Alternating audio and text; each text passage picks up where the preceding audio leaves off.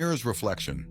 In a small town nestled in the countryside, there was an old, dilapidated mansion rumored to be haunted. Locals whispered tales of its dark past, warning children to steer clear of its crumbling walls. Among the mansion's eerie features was a grand mirror that hung in the foyer, untouched by time. Legend had it that whoever gazed into this mirror would see their darkest fears staring back at them. Many dismissed this as mere superstition, until one fateful night when a group of curious teenagers dared each other to explore the abandoned mansion. Venturing into the mansion's depths, they stumbled upon the grand mirror. With a mixture of trepidation and excitement, they gathered around it, each taking turns to peer into its depths. One by one, they recoiled in horror as their reflections twisted and contorted into grotesque visages, reflecting their deepest fears and insecurities. Some saw themselves withered and aged, while others witnessed their worst nightmares come to life. But as the last teenager approached the mirror, a chilling realization dawned upon them. There was no reflection staring back, only an abyss of darkness, consuming everything in its wake. Terrified, they fled the mansion, vowing never to return. Yet in the dead of night, whispers of their tormented souls echoed through the halls, forever trapped within the mirror's cursed reflection. What's the most disturbing thing you saw as a child? Late Christmas night, we were all in our beds trying to sleep. I was 15 and my brother was 14 at the time. I heard my stepmother screaming at my dad but heard no response. This went on for maybe 5 minutes. She hated us boys for years, and though we tried to be kind and respectful to her, she rebuffed us at every opportunity. Due to the words used in screaming and pleading, I got the impression that he was beating her for something. He'd never done such previously, but I thought she probably deserved it as she was a very cruel person. After about 10 minutes I finally started feeling bad for her beating and got up to defend her from my dad. Keep in mind that he was an extremely quiet man and we rarely ever talked about anything. I loved him fiercely and quietly despised her treatment of us. But I was the older brother and there was nobody else to turn to. So I slowly left my room, stood outside of their closed bedroom door for about a full minute, trying to gather my courage to confront my father. Stepmother burst out of their room, eyes wide with terror, nearly knocking me down. She said, "Daddy won't wake up," before she ran out of the house. Their bedroom door is mostly closed and I stand there in the hall trying to figure out what this new information means. It didn't fit with the ass whooping she deserved. Another minute of gathering my courage in a dead quiet house, and I push the door open. My dad is sprawled on his back, on their bed, feet on the floor, staring with glazed eyes up at the ceiling with a hole in his forehead. My brother, behind his closed door, asks me what's going on. I told him to just stay in his room, don't open the door, it'll be okay. I closed his door and went to call the police. I told them, my dad shot himself in the head. He's dead, so there's no hurry. I think I imagined somebody crashing while trying to hurry there. Didn't see any need for that.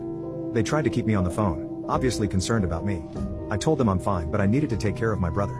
I never saw my stepmother again, and I always wonder what she could have said to my dad to upset him so much. What's your scariest, most disturbing true story? I was 12 years old, and we were 3 kids sharing 2 bedrooms. So my dad decided to put up a half wall to make a third. If I stood on my bed I could see into my brother's room. We were young and used to throw a ball over before falling asleep. One night I was just drifting off when my mom taps me on the shoulder and says PSSSD. What are you doing? I thought, that's a very weird question, obviously I'm sleeping. So I turn around to answer her, only it's not my mom. It's not a person. It looked like a 3D shadow of a man. Just black. I screamed while my eyes were closed, the figure disappeared. My mom and dad came running into my room. I tell them everything. They think it's just my imagination, but tell me if I'm scared to go sleep in the room with my brother. I tried to sleep but I was shook. My brother woke up once to go use the bathroom upstairs and I pretended I was asleep. I didn't want him to know I was still afraid. I hear him go into my room, right next door, climb on the bed, springs, and then just stopped.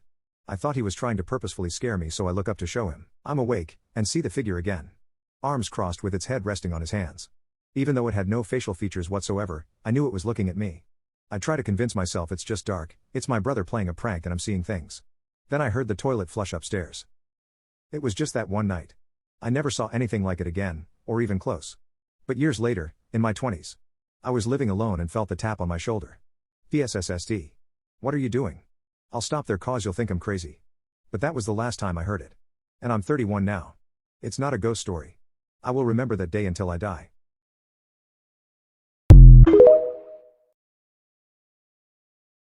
What is the scariest encounter with another human you have ever experienced? I was at a sleepover in my friend and I decided to visit the forest of the school grounds. There were rumors of a great Playboy collection there, hence our visit. While there my friend stepped off to the side to have a pee. A few seconds later he comes rushing back and says run. I didn't know what his deal was, but as a kid in the forest with only the light of the moon, I figured asking questions was a secondary option to being left alone there. We ran until we couldn't run anymore. Finally my friend explained that there was some weirdo looking at him.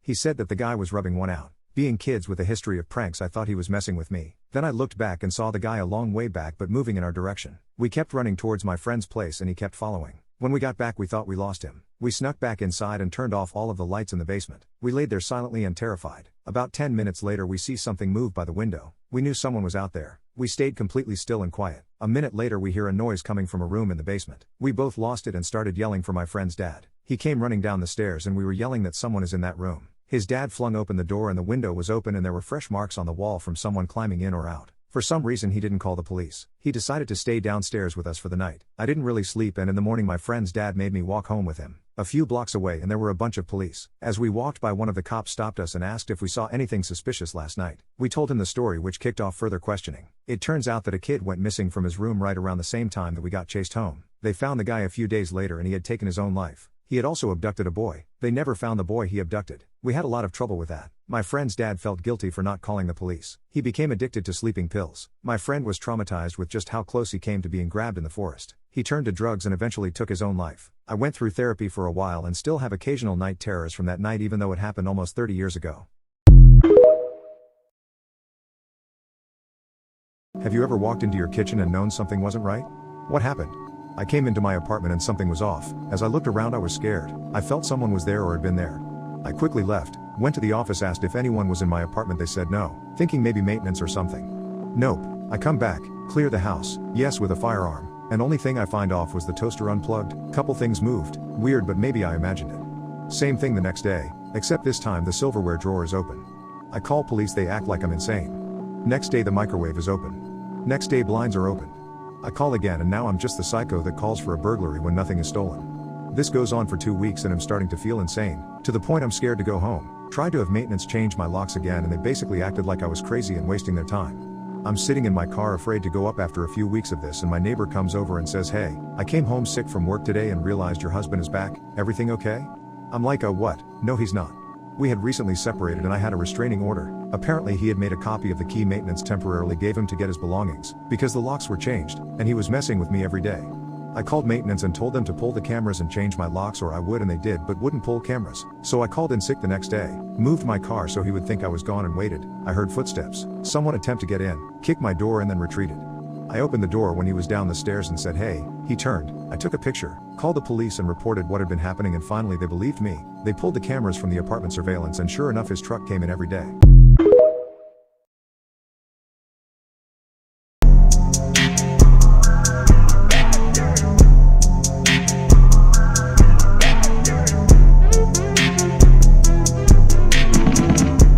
What's the scariest thing that's ever happened to you?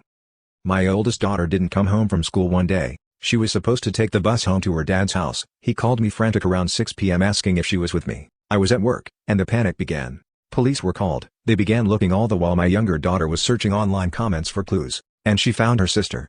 After several hours and what police had gathered, they weren't looking for a living 15 years old. When my younger daughter, 13 at the time, realized where her sister was, EMS was sent and cops busted into the home, terrifying a set of unsuspecting parents. I wasn't kept updated. It was chaos and I didn't know my daughter was found. What they found was my daughter and another classmate overdosed in the bedroom. Both were rushed to hospital. They were found after my younger daughter followed a trail of comments online that indicated the two were planning to depart from this world. My daughter coded once and the friend was comatose for a few days. Both were committed to different psychiatric facilities once they were cleared medically. It was horrible and I can't begin to describe the terror of those days and those first hours or I will spiral into full-blown panic. It has been years, but there has never been anything in my life to even touch the physical illness-inducing terror of first, not knowing where she was or what had happened.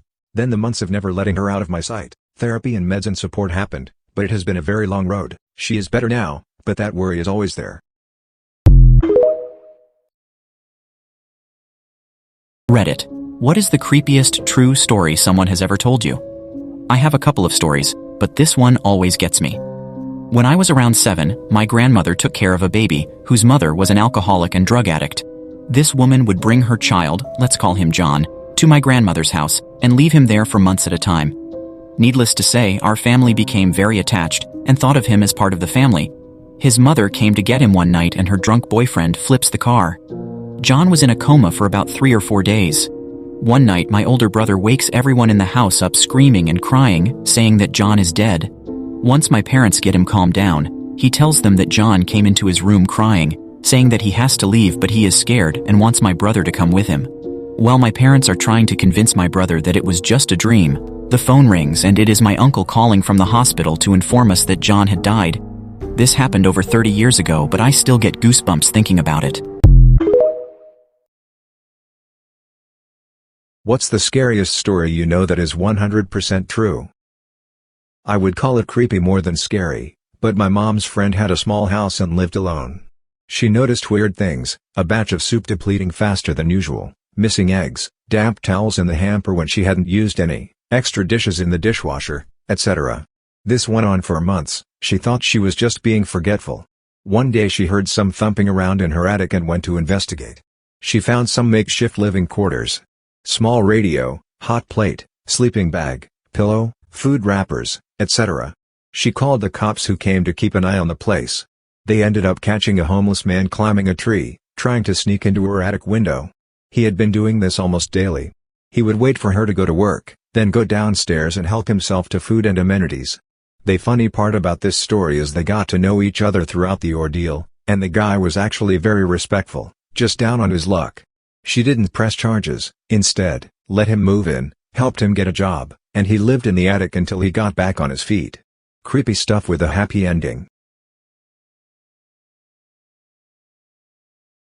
The creepiest thing that has ever happened to you. This didn't happen to me. It happened to my son and it would have profoundly changed our lives if the worst had happened. My husband was a soccer referee. He was reffing a game while our 9-year-old son was hanging out there in the bleachers and watching. A man sitting close by told my son he had a van full of video games. He told my son he could go to the van and get any video game he wanted. This was in the early 90s. There wasn't much publicity or knowledge on the evils of pedophiles. Had I known what I know now, he wouldn't even have been at the game, hanging out in the bleachers. Because of my own lack of knowledge about this type of predator, I had not warned him about strangers. I had not thought to tell him to beware of strangers. We have learned now that children view strangers differently than what we would think. If someone seems nice and looks friendly, then they tend to view them as such. At the time, it was not strange or unsafe for him to watch a soccer game with other unknown parents next to him. It was not in his stranger category. He found the thought of picking out his very own video games, as many as he wanted, absolutely amazing. He would have gone with the man except for one thing. That week, I had just checked out of the library, a somewhat newly released video called Stranger Danger. I had him watch it. In the video, it told children to never go with anyone, not even someone you know, without asking a parent first. He remembered the video and so he told the guy he needed to ask his dad first.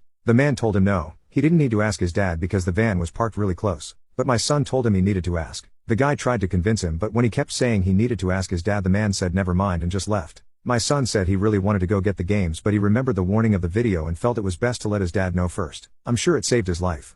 Most horrific thing done by somebody you know. I went to school with a guy who was loved by basically everybody. He was calm, smart, and definitely funny. From what I remember, he had lost his mom a couple years before this. She was a nurse, and one night during her shift they found her in one of the rooms unconscious. She was later pronounced dead from unknown causes. Our senior year of high school, this guy was a championship wrestler with huge college offers stacking up. His grades were good and he was honestly just doing really well. He lived with his dad, who had been a police officer for years and years. One day he left school at lunch and came back as normal. His dad didn't show up to work that evening, so the police department sent officers to his house. They had found the house completely trashed with his father lying in bed, deceased. Later that night they had called my grandmother in for questioning because she was their cleaning lady once a week. Not long after that, the guy I went to school with confessed to everything. Apparently, he had came home to ask for money, at which point him and his dad got into an argument. His dad laid down for a nap before his night shift and the son gunned him down with his service pistol. Then, after realizing what he had done, he trashed the house to make it look like a robbery. He even came back to school to further cover his tracks. Absolutely crazy. Shocked everyone.